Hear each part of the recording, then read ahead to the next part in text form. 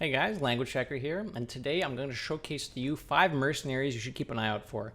These are 5 mercenaries that I think are going to be particularly strong on launch, and they're mercenaries that you can kind of build around or just put in a party. You probably want to try to synergize with them, but I believe, are pretty strong based on what abilities and equipments they have available. So let's hop right in. First up, we've got Xyrella. Xyrella is a caster, and let's read her abilities and her equipment. Atonement, deal 15 damage, plus 3 damage each time you restore 20 health. So this upgrades throughout the fight as you have the required healing done to upgrade it. Flash Heal, restore 15 health. Blinding Luminance, deal 10 damage to an enemy and give it -8 attack this turn. And the equipment, Robes of Purity. Atonement requires 5 less healing to upgrade. Shard of the Naru. Flash Heal restores 20 more health, but has a 1-turn cooldown. And finally, Radiant Wand. Blinding Luminance deals 4 more damage and gives an extra -4 attack to an enemy. Now, why is Xyrella good? Let's explain. First, before we actually get into that, you'll see that these abilities and equipment have like a number at the end. When you start off with the mercenary, it'll be just level 1, and you'll slowly, as you level up the mercenary, you'll have access to more abilities, and you can spend coins to upgrade these abilities up to 5, and the equipment up to 4, and that's the max that they can be, which is why it says 5, 5, 5, and 4, 4, 4. But now let's explain why Xyrella is actually good. This isn't particularly great over the course of a long fight. If you have enough sustain, you can actually do some damage to Xyrella, so it's nice to have some sort of finishing ability and have the ability to do extra damage.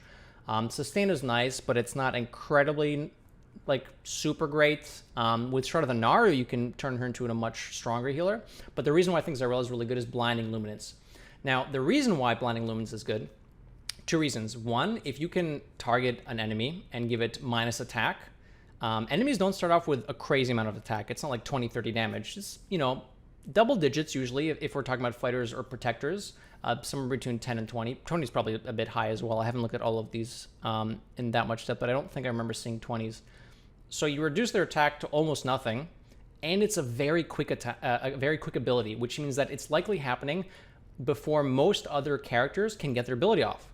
So if you know for sure that there's a fighter or a protector who's going to attack, and you can just boop zap them and give them a foam sword instead of a big great axe, that's pretty powerful. There's also no cooldown on it, so having Radiant Wand on top of this -12 attack almost renders an opponent mercenary useless every turn, while dealing damage to it too. And obviously you can still take time off of that and do healing and stuff if you need to. But Xyrella kind of nullifies an enemy hero at the cost of casting an ability every turn, but she's constantly zapping it at the same time. So Xyrella seems really strong as a sort of, not necessarily just sustain, but being able to neutralize an enemy, specifically fighter or protector, I would say, because casters still have abilities, right? Casters don't really care about their attack value. They have other abilities that actually just do damage, but this could be good in neutralizing a fighter protector.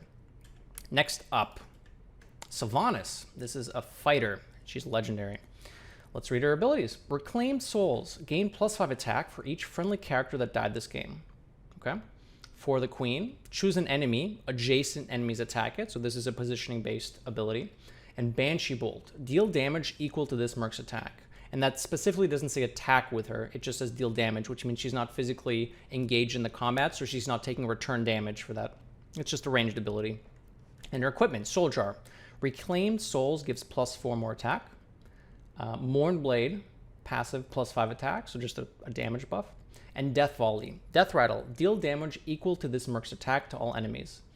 There's a bit of counter synergy between Death Volley and Reclaimed Souls, because if you're putting her in at the end of the fight, you don't really care about her Death Rattle. She gains more attack, theoretically, as more friendly characters died, so you don't really want her in first, necessarily, if you want to take advantage of this ability. But if you put her in really late in the fight and she dies, and she's, theoretically your second or last merc, the death rattle doesn't really matter that much because you don't want her dying in the first place. So that's a little weird. But that's not the reason why I think she's good. The reason why I think she's good is for the Queen. This is a 2-turn cooldown. Choose an enemy. Adjacent enemies attack it. And attacking means they specifically hit each other, and they do return damage because of that. So being able to have, for example, the outside minions attack the inside one is incredibly powerful. And even though it's on a cooldown, that's a lot of damage for just one ability. And she still just has some passive damage of her own, right? The damage ramp is kind of slow. You could take advantage of that before the Queen is on cooldown. But honestly, For the Queen just seems insane just by itself, even without any synergy with other like Shadow or whatever like race synergies. For the Queen is just amazing by itself, and that's why I think Sylvanas is pretty good. Next up, Cairne Bloodhoof, a protector. Let's go through the abilities. Ancestral Uppercut. Attack an enemy. Restore 8 health for each enemy that hasn't acted yet. And acted means if they've done their ability or not. Earth Stomp. Deal 10 damage to all enemies. They are 3 speed slower next turn. So all of their abilities would be 3 slower. So if Cairne were to be slowed, for example, this would be 9, 8, and 6 speed respectively. And Endurance Aura. Gain Taunt for 2 turns. Your characters are 4 speed faster this turn. Okay. Equipment. Reincarnation. Passive. The first time this merc dies, return it to life at 40 health. Okay. Thunderous Sash. Earth Stomp deals 5 more damage. And Swift Totem. Endurance Aura makes this merc's next ability 3 speed faster. Now, why is Cairne good? Initiative, in a word. And let me explain that. So initiative is who gets to do stuff first, basically. Or who gets to do stuff faster. And in this case, when Cairne deals damage to all enemies and makes them all slower, your characters are probably going to attack first the next fight. And it still does some damage too, like 10 to each, 30 damage in one attack. That's not bad. And on a 1-turn cooldown. Let me give you an example where all the mercs have 100 health and 10 attack, and they're just going back and forth. Theoretically, in the final fight, when everyone has 10 health left, whoever attacks first is probably going to win. Now, that's an oversimplified scenario because there's casters and ranged, and when you physically attack someone, there's return damage as well. But if you do have casters and ranged abilities, then attacking first in that last scenario, in that last turn scenario, means that you would be winning that fight. And having this on a 2-turn cooldown while also dealing AoE sounds incredibly powerful. On top of that, Cairne's got some decent stats, and if you throw in Reincarnation as well as the equipment, that's pretty good. You got a really tanky unit that's sticking for a while with an AoE slow, some sustain as well, and some speed buff for your own mercs as well. You can even just go back and forth between these two, which is insane. So this Cairne is going to be an incredibly good tank, especially with some support applied to it as well, not just because he's tanky. All right, fourth, Thrall, also protector.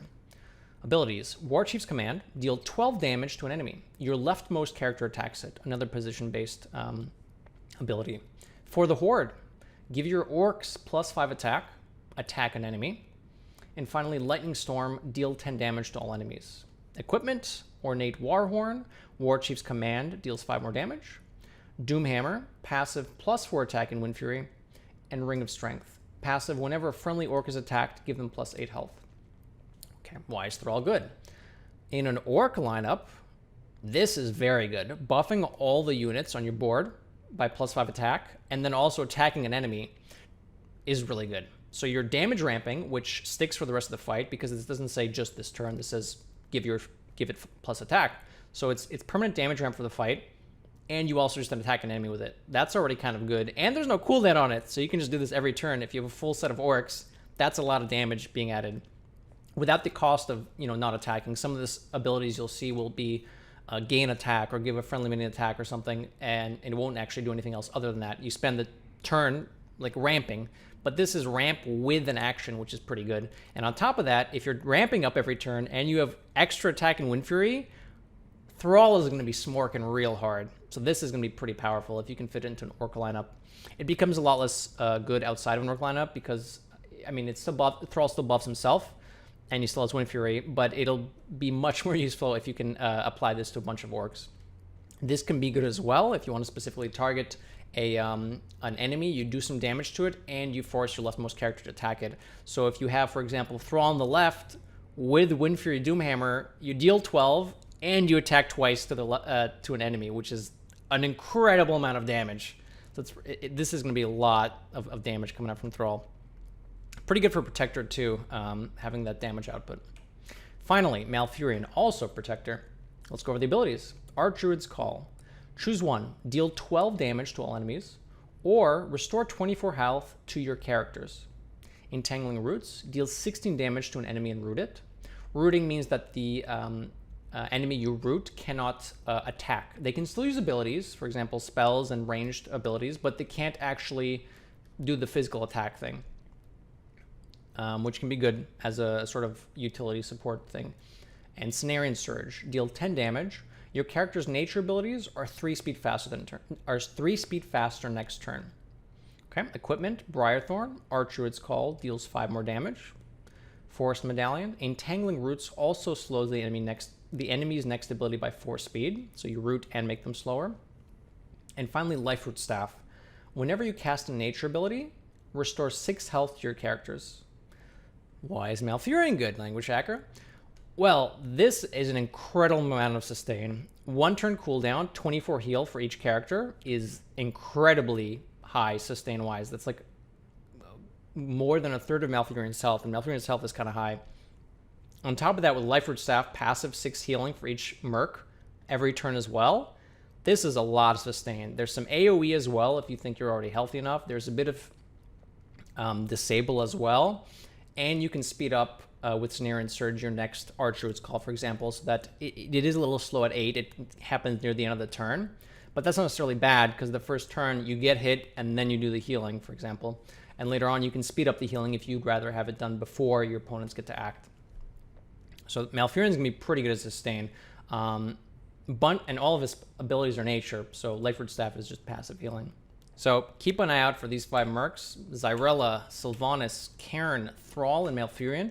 You can build around them or just try to put them in a party that you've already kind of tested out and see how they perform. I think they're going to be pretty strong, so keep that in mind. Let me know if you guys come up with some cool comps. If you want to share them, post them in the comments.